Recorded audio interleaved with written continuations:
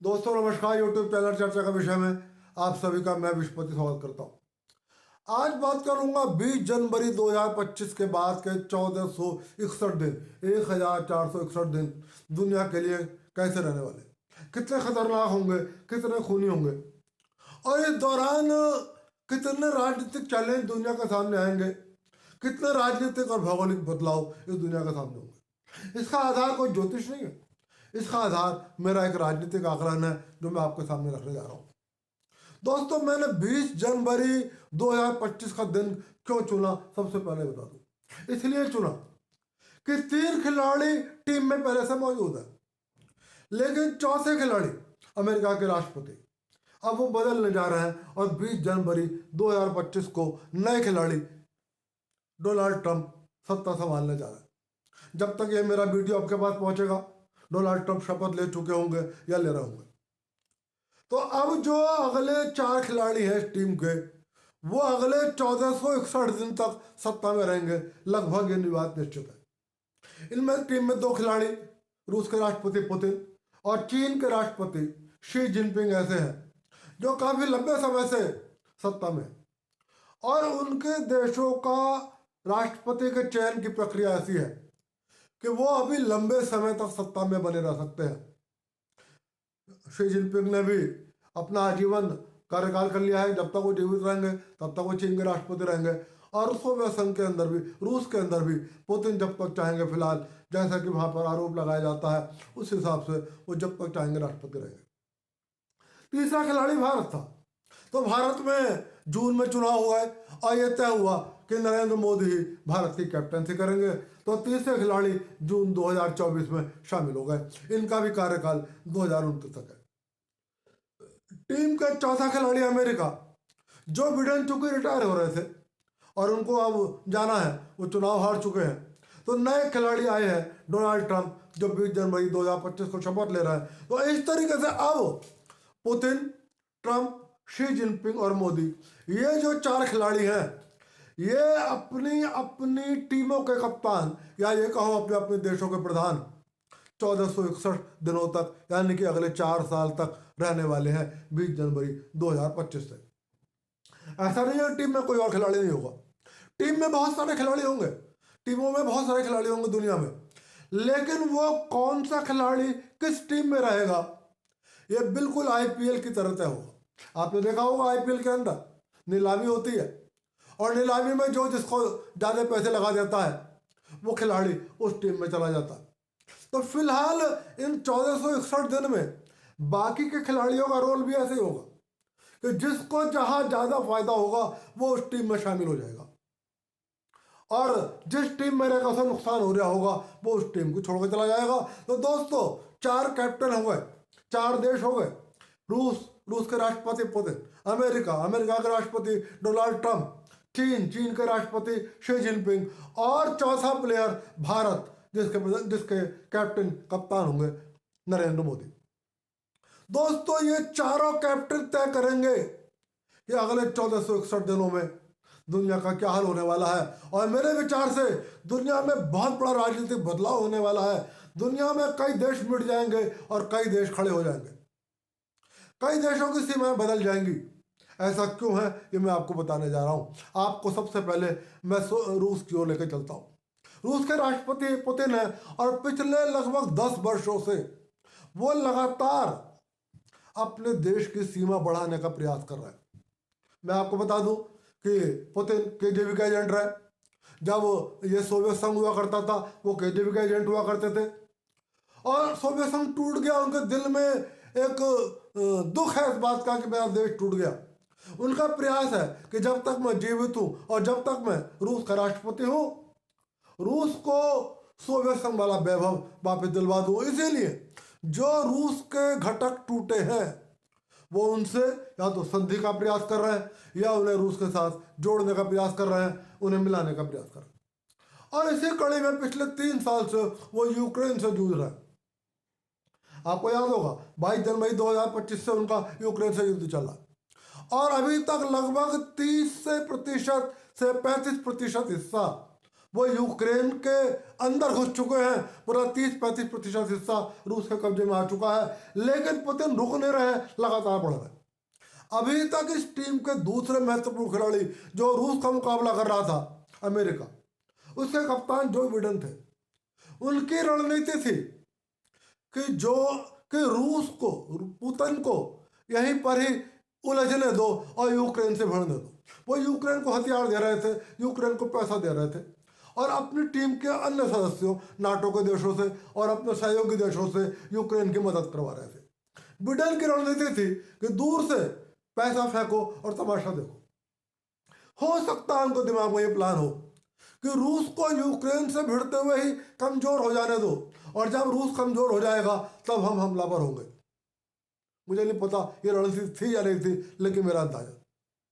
अब वहां दूसरे कप्तान आ गए, डोनाल्ड ट्रंप। यदि मैं डोनाल्ड ट्रंप के बयानों का अध्ययन करता हूं तो मुझे ऐसा लगता है कि अब पहले कैप्टन पुतिन की तो नीति वही है, लेकिन दूसरे कैप्टन डोनाल्ड ट्रंप की नीतियों में बदलाव आएगा। डोनाल्ड ट्रंप ने अपने चुनाव के दौरान एक बात कही थी कि मैं यूक्रेन पर पैसा नहीं बहाऊंगा। जिस तरीके से अमेरिका यूक्रेन की मदद कर रहा है, मैं वो नहीं करूंगा। और जेलेंस्की भी चिंता में पड़ गए थे, उन्होंने कहा था ट्रंप से कि यदि आप जीत गए तो हमारा क्या होगा। मुझे लगता है ट्रंप ने एक बयान दिया, उन्होंने कहा है कि मेरी 3 प्रायोरिटी है। मैंने एक वीडियो भी बनाया था इस पर। उन्होंने कहा मैं चाहता हूं ग्रीनलैंड अमेरिका के पास आ जाए। ग्रीनलैंड में अमेरिका का सैन्य बेस है, रडार बेस है, और रणनीतिक दृष्टिकोण से वो अमेरिका के लिए बहुत महत्वपूर्ण है। बहुत ज़्यादा बड़ा देश नहीं, द्वीप नहीं, छोटा सा द्वीप है, स्वायत्त क्षेत्र है, अभी डेनमार्क किंगडम का हिस्सा है। तो उनकी इच्छा है कि मैं ग्रीनलैंड पर कब्जा करूं, और दूसरी उनकी इच्छा है कि कनाडा, जो अभी देश है, जो पूरे अमेरिका से बहुत बड़ा है, क्षेत्रफल के दृष्टिकोण से बहुत बड़ा है, वो चाहते हैं कि कनाडा अमेरिका का 51वां राज्य बन जाए। और तीसरी इच्छा उन्होंने व्यक्त करी है कि पनामा की खाड़ी का संचालन अमेरिका ले ले। मैं आपको बता दूं कि पनामा की खाड़ी का संचालन पहले भी अमेरिका के पास था, लेकिन अमेरिका के एक राष्ट्रपति हुआ करते थे डेमोक्रेटिक पार्टी के, जिमी कार्टर, उन्होंने यह संचालन पनामा को सौंप दिया। डोनाल्ड ट्रंप का आरोप है कि पनामा नहर का संचालन पनामा नहीं कर रहा, चीन के सैनिक कर रहे हैं। चीन के जासूस वहां बैठे हुए, और वो पूरी दुनिया पर निगाह रख रहे हैं, और वो कहते हैं कि अमेरिका के सामरिक रणनीति के हितों को ध्यान में रखकर पनामा नहर का संचालन वापस अमेरिका के पास आना चाहिए। तो डोनाल्ड ट्रंप की रणनीति में बदलाव यह आएगा कि वो रूस से ये नहीं कहेंगे कि तुम सीमा विस्तार क्यों कर रहा हो, तुम यूक्रेन के ऊपर हमले क्यों कर रहा हो, यूक्रेन पर जो कर रहा है वो करने देंगे। इसके बदले उनकी रणनीति होगी कि मैं सोवियत संघ का पैसा यूक्रेन पर, वह अमेरिका का पैसा यूक्रेन पर बर्बाद करने के बजाय अमेरिका की सीमा की वृद्धि में लगाऊं और अमेरिका के विकसित होने में लगाऊं। और यदि 51वां राज्य कनाडा अमेरिका का बन जाता है और ग्रीनलैंड अमेरिका का हिस्सा बन जाता है और पनामा नहर पर अमेरिका का नियंत्रण हो जाता है, तो चाहे रूस पूरे यूक्रेन पर कब्जा कर ले, अमेरिका रूस से बहुत ज्यादा शक्तिशाली हो जाएगा। लेकिन दोस्तों ये काम आसान नहीं है। हो सकता है अमेरिका के लिए आसान हो, लेकिन टीम के जो बाकी 2 प्लेयर हैं, 3 प्लेयर में से 2 प्लेयर, चीन और रूस, इनको ये बात स्वीकार नहीं होगी कि अमेरिका इतना ताकतवर फिर से हो जाए कि हमें अमेरिका का मुकाबला करने के लिए फिर अगले 100 साल इंतजार करना पड़े। तो निश्चित रूप से वो अमेरिका का विरोध करेंगे। ग्रीनलैंड पर यदि अमेरिका को मिल जाता है तो वहां से अमेरिका लगभग सारे समुद्री ट्रैफिक पर निगाह रख सकता है। वो रणनीतिक दृष्टिकोण से और उसके लिए महत्वपूर्ण है, और खास तौर से आर्कटिका द्वीप पर पूरे अमेरिका की निगाह हो जाएगी ग्रीनलैंड के माध्यम से। ना रूस इस बात को चाहेगा और ना चीन इस बात को चाहेगा। कनाडा को यदि मिलाते हैं, हो सकता है कनाडा कि जनता शांतिपूर्ण तरीके से अमेरिका में मिलना तय कर दे, हालांकि अभी कोई कंफर्म नहीं है, तो वो बिना खूनी संघर्ष के हो जाएगा। लेकिन पनामा नहर का नियंत्रण अमेरिका को इतनी आसानी से मिल जाए, ना ये रूस चाहेगा और ना ये चीन चाहेंगे, और दोनों पनामा के सिर पर हाथ रखेंगे कि तुम किसी भी कीमत पर अमेरिका को पनामा नहर का नियंत्रण मत दो। दोस्तों, यहां पर एक बहुत बड़े संघर्ष की संभावना है।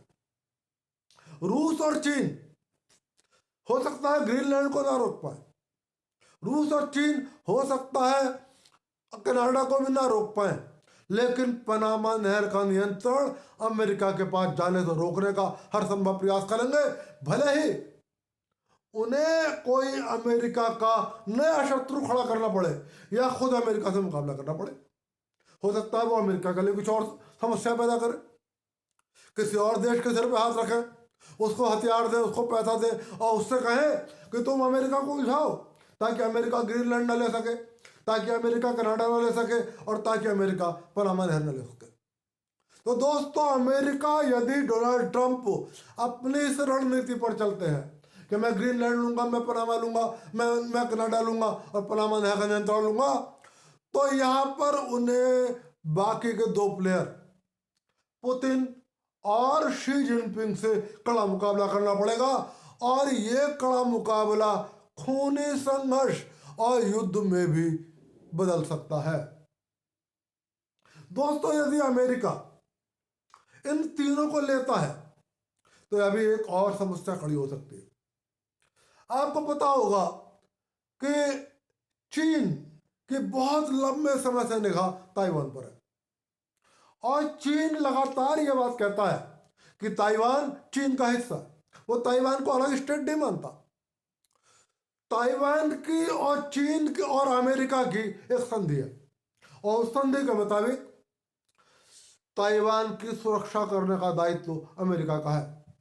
उस संधि के मुताबिक यदि कोई भी देश दुनिया का ताइवान पर हमला करता है तो यह माना जाएगा कि ये हमला अमेरिका के ऊपर हुआ है, और अमेरिका उसको उसी तरीके से जवाब देगा कि मानो उस देश ने अमेरिका पे हमला किया।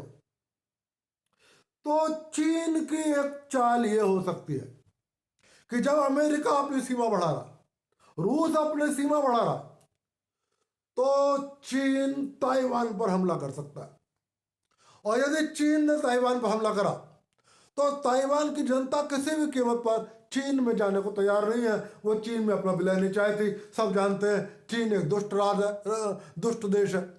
चीन के अंदर नागरिकों को स्वतंत्रता नहीं है। पता नहीं कब किसको गिरफ्तार कर लिया जाए, पता नहीं कब किसको जेल में डाल दिया जाए, और पता नहीं कब किसको फांसी के फंदे पर चढ़ा दिया जाए। ताइवान के लोग बहुत रिच हैं, बहुत आराम से रह रहे हैं, स्वतंत्र जिंदगी जी रहे हैं, उन्हें हर तरीके की स्वतंत्रता है। वो फिर से गुलामी की जंजीरें अपने पैरों में, अपने हाथों में नहीं डालना चाहते, वो चीन में नहीं जाना चाहते। यदि चीन ने ताइवान पर हमला किया तो न केवल ताइवान की जनता पुरजोर विरोध करेगी, अमेरिका और चीन के बीच सीधा संघर्ष खड़ा हो जाएगा, क्योंकि डोनाल्ड ट्रंप भी अभी तक उस संधि से बंधे हुए हैं, और उन्होंने ऐसा कुछ नहीं कहा है कि वो उस संधि को नहीं मानेंगे। तो दोस्तों, यदि मान लो अमेरिका के अपने सीमा वृद्धि के जवाब में चीन ताइवान की ओर बढ़ता है, तो लाखों लोगों का खून इस पृथ्वी पर बह सकता है, समुद्र में बह सकता है, और ताइवान नाम का देश समाप्त भी हो सकता है, या यह भी हो सकता है वो छोटा हो जाए, चीन की सीमा में वृद्धि हो जाए।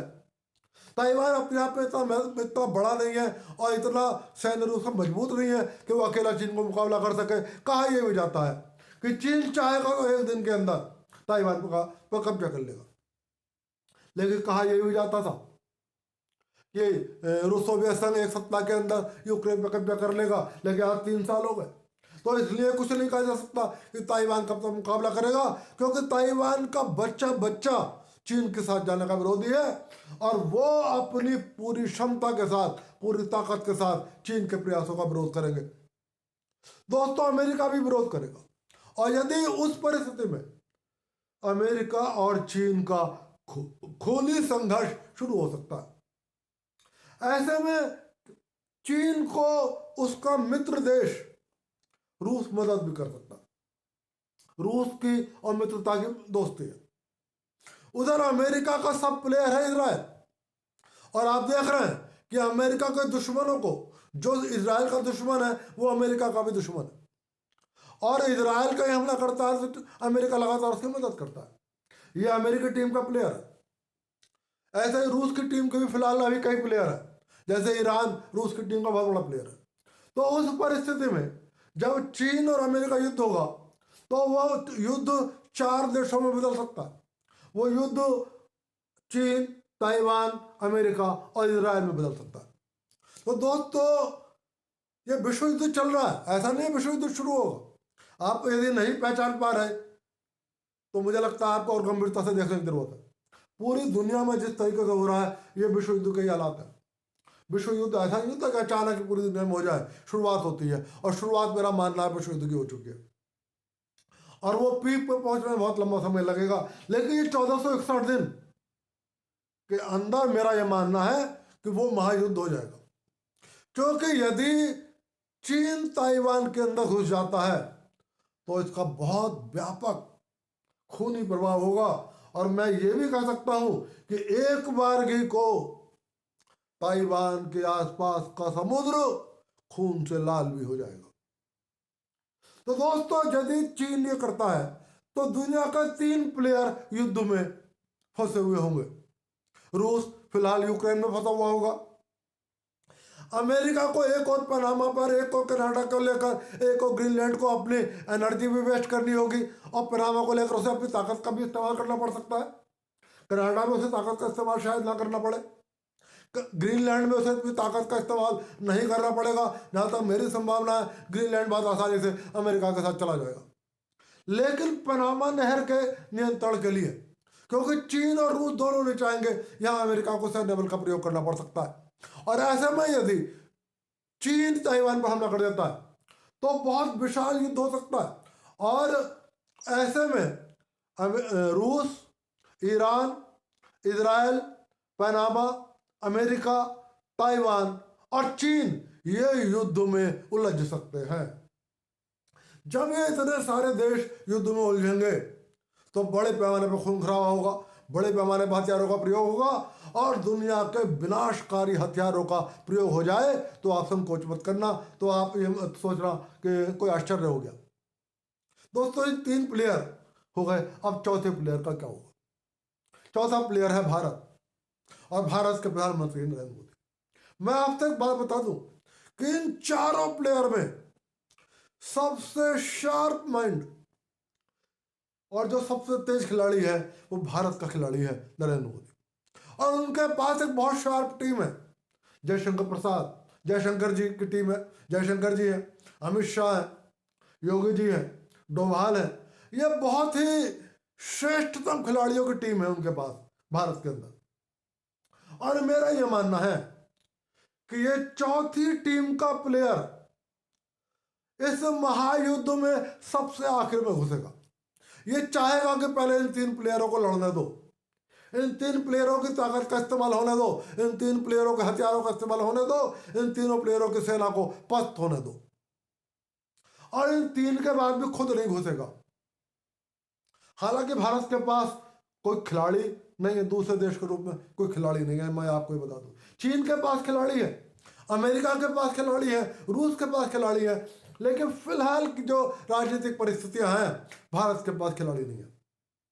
लेकिन मेरा एक देश के बारे में आकलन है कि ये देश शायद, मैं शायद लगा रहा हूं, कि शायद भारतीय टीम का खिलाड़ी हो जाए, और मैं इसका नाम लूंगा तो आप चौंक जाओगे, और आप में से 99% लोग कहोगे कि आप गलत कर रहे हो, ऐसा नहीं हो नहीं सकता। लेकिन मैं सुन लो, मैं किसका नाम ले रहा हूं।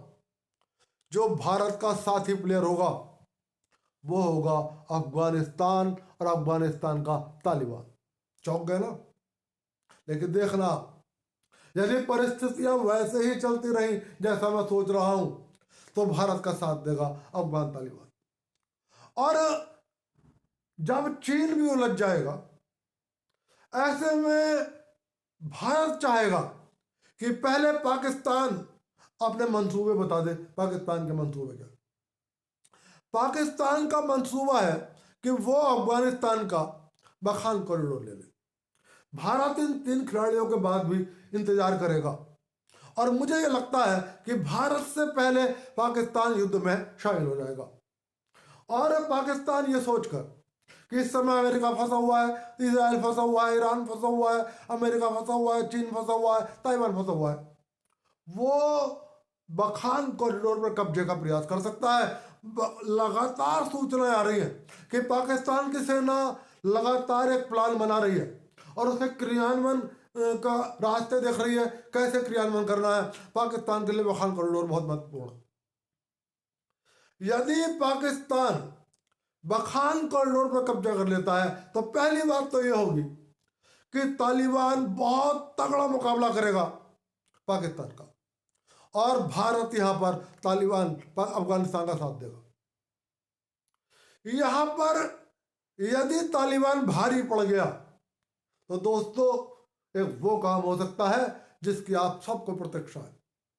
यदि तालिबान कमजोर पड़ गया और पाकिस्तान ने उसे हरा दिया तो एक और बात है, अन्यथा बखान कॉरिडोर पर कब्जा तो बचाएगा ही तालिबान, अफगानिस्तान दूसरे रास्ते से पाकिस्तान में घुस जाएगा और पाकिस्तान की डूरंट लाइन को क्रॉस कर जाएगा अगले 1461 दिनों में, और पाकिस्तान के बलूचिस्तान पर अपना कब्जा कर सकता है या बलूचिस्तान को स्वतंत्र राष्ट्र भी घोषित डिक्लेयर करवा सकता है। क्योंकि मैं आपको बता दूं, बलूचिस्तान की जनता विरोध करने पर उतारू है, वो विद्रोह पे उतारू है, वो बगावत पे उतारू है, वो पाकिस्तान के साथ नहीं रहना चाहती। तो दोस्तों उस परिस्थिति में पाकिस्तान बहुत फंस जाएगा और पाकिस्तान यदि तालिबान बलूचिस्तान में घुस गया तो पाकिस्तान पछताएगा, लेकिन पाकिस्तान युद्ध में फंसा हुआ होगा। दोस्तों सबसे आखिरी खिलाड़ी और इस युद्ध का सबसे समझदार खिलाड़ी भारत तब इस युद्ध में एंटर करेगा। और भारत, यदि जो लोग सोचते हैं कि भारत पीओके लेगा, मुझे नहीं लगता कि भारत पीओके लेगा और ना पीओके लेने का कोई फायदा भारत को दिखाई देता है। भारत क्या लेगा इसके लिए आपको अमित शाह का एक 5 अगस्त का राज्यसभा में जिस दिन उन्होंने धारा 370 को हटाने के लिए विधेयक पेश किया था और 5 अगस्त थी वो, और अपना भाषण दिया था, उसमें एक बात कही थी कि ये कांग्रेसी इतने सालों सत्ता में रहे लेकिन इन्हें यह नहीं पता कि भारत की सीमा कितने देशों से मिलती है और ये एक देश का नाम छिपा जाते हैं। और मैं कहता हूं, उन्होंने कहा कि भारत की सीमा उस देश से मिलती है, उस देश का नाम था अफगानिस्तान। भारत की रणनीतिक रूप से यह जरूरत है कि भारत और अफगानिस्तान की सीमा मिल जाए। इससे भारत को रणनीतिक फायदा भी होगा और भारत को आर्थिक फायदा भी होगा, और वो मिलेगा कब? जब भारत बाल्टिस्तान और गिलगिस्तान जो अभी पाकिस्तान के कब्जे में है उस पर कब्जा कर ले। मैं आपको बता दूं कि बाल्टिस्तान और गिलगिस्तान की जो आम जनता है वो भी पाकिस्तान की विरोधी है और वो भारत के साथ आना चाहती है। और यदि पाकिस्तान बखान कॉरिडोर पर जाता है, पर हमला करता है, और उधर तालिबान उधर बखान पर युद्ध करता है और उधर बलूचिस्तान में घुसता है, तो पाकिस्तान की इतनी हिम्मत नहीं है, पाकिस्तान की इतनी क्षमता नहीं है कि भारत के बाल्टिस्तान और गिलगिस्तान में घुसने पर भारत का बहुत तगड़ा विरोध कर सके। चीन फंसा हुआ होगा ताइवान और अमेरिका के साथ, तो चीन भी उस समय भारत का विरोध नहीं कर सकता। और दोस्तों ये चौथा खिलाड़ी सबसे आखिर में सबसे छोटा युद्ध करेगा। मैंने आपको पिछले वीडियो में बताया था कि भारत को अफगानिस्तान से सीमा मिलना कितना जरूरी है। इससे अफगानिस्तान को भी फायदा होगा, भारत को भी फायदा नहीं होगा, अफगानिस्तान को बहुत बड़ा फायदा होगा, आर्थिक फायदा भी होगा, रणनीतिक फायदा भी होगा, और भारत को भी आर्थिक फायदा भी होगा, रणनीतिक फायदा भी होगा। यानी कि भारत और तालिबान के दोनों का हित इसमें है कि बाल्टिस्तान और गिलगिस्तान भारत को मिल जाए। इसलिए मैंने कहा कि भारत बखान कॉरिडोर को रोकने में भी तालिबान की मदद करेगा। भारत बलूचिस्तान में घुसने में भी और बलूचिस्तान के स्वतंत्र राष्ट्र को डिक्लेयर करवाने में भी तालिबान की मदद करेगा। और भारत यदि बाल्टिस्तान और गिलगिस्तान को लेता है तो इससे भारत को भी यदि 50 रुपए का फायदा है तो अफगानिस्तान को भी 50 रुपए का फायदा है। दोनों का हित समान होंगे, दोनों मिल जाएंगे और भारत का चौथा प्लेयर अफगानिस्तान बन जाएगा। तो दोस्तों ये बहुत बड़ा युद्ध हो जाएगा, यानी कि रूस, Iran, Israel, America, Panama, Taiwan, चीन, भारत, अफगानिस्तान, पाकिस्तान, इन देशों का तो उलझना है ही है। और इनके साथ छोटे छोटे और देश भी उलझेंगे जो किसी के जिन पर दबाव पड़ेगा कि आप सेना भेजो। जैसे उत्तरी कोरिया है, वो चीन का खिलाड़ी है, वो अभी रूस की मदद कर रहा है, तो वो इस तरीके से चीन की मदद करेगा। या और भी कई खिलाड़ी हैं जो अपने अपने पसंद के या अपने अपने हितों के लिहाज से, जैसे आप अफगानिस्तान के नाम पे चौंक गए होंगे। अफगानिस्तान अभी भारत की टीम का हिस्सा नहीं है, लेकिन मेरा ये मानना है कि इन 1461 दिनों में परिस्थितियां ऐसी पैदा होंगी कि भारतीय टीम का जो सपोर्टिंग खिलाड़ी होगा वो अफगानिस्तान होगा और तालिबान होगा। तो दोस्तों मेरा ये मानना है कि 1461 दिनों में इतने सारे देश युद्ध में उलझेंगे। इसमें कई देश की सीमाएं बढ़ जाएंगी, जैसे रूस की सीमा बढ़ेगी, जैसे अमेरिका की सीमा बढ़ सकती है, जैसे चीन की सीमा बढ़ सकती है, भारत की सीमा बढ़ सकती है और अफगानिस्तान की सीमा बढ़ सकती है। कई देश समाप्त हो जाएंगे, कनाडा समाप्त हो सकता है, ग्रीनलैंड स्वायत्त क्षेत्र है वो समाप्त हो सकता है, पनामा को नुकसान हो सकता है, पाकिस्तान का विभाजन हो सकता है और भारत की सीमा में वृद्धि हो सकती है। और हो सकता है जब बलूचिस्तान बने तो कोई जरूर नहीं है कि सिर्फ एक विभाजन हो, क्योंकि पाकिस्तान में सिंधी भी परेशान है पंजाबी मुसलमानों से, तो पाकिस्तान के मल्टीपल डिवीजन भी हो सकते हैं। तो दोस्तों ये है मेरा आकलन कि अगले 1461 दिनों में ये देश युद्धों में उलझे हुए होंगे। आप इस मेरे वीडियो को ध्यान से सुनना और चाहो तो इस वीडियो को संभाल कर रख लेना कि मेरा ये आकलन है 1461 दिन में ये विनाशकारी युद्ध, ये जो युद्ध होगा ये विनाशकारी ही होगा। जब चाहे अफगानिस्तान पाकिस्तान हो, चाहे भारत पाकिस्तान हो, चाहे चीन ताइवान हो, अमेरिका चीन ताइवान हो, चाहे इजराइल अमेरिका ताइवान चीन हो, चाहे ईरान और रूस और इनका इजराइल से हो, चाहे यूक्रेन से हो, इसमें इन 1461 दिनों में मैं ये कह सकता हूं कई लाख से लेकर कई करोड़ लोग तक काम में आ सकते हैं। कई करोड़ लोगों की जिंदगी इस लड़ाई में, इस युद्ध में जा सकती है। कई देशों की सीमाएं घट सकती हैं, कई देशों की सीमाएं बढ़ सकती हैं। दोस्तों ये मेरा आकलन है जो मैंने आपके सामने पेश कर दिया अगले 1461 दिनों का। और इन 1461 दिनों की काउंटिंग होगी 20 जनवरी 2025 से, जब टीम का चौथा खिलाड़ी डोनाल्ड ट्रंप शपथ ले लेगा। दोस्तों आज का वीडियो बहुत लंबा है, लेकिन आपसे अनुरोध कर रहा हूं वीडियो को संभाल कर रखना, वीडियो को देखना और बड़े ध्यान से देखना। आप सबको मेरा नमस्कार। और फिर कह रहा हूं वीडियो पसंद आए तो लाइक कर देना, चैनल को सब्सक्राइब कर देना। आप सबको एक बार फिर नमस्कार।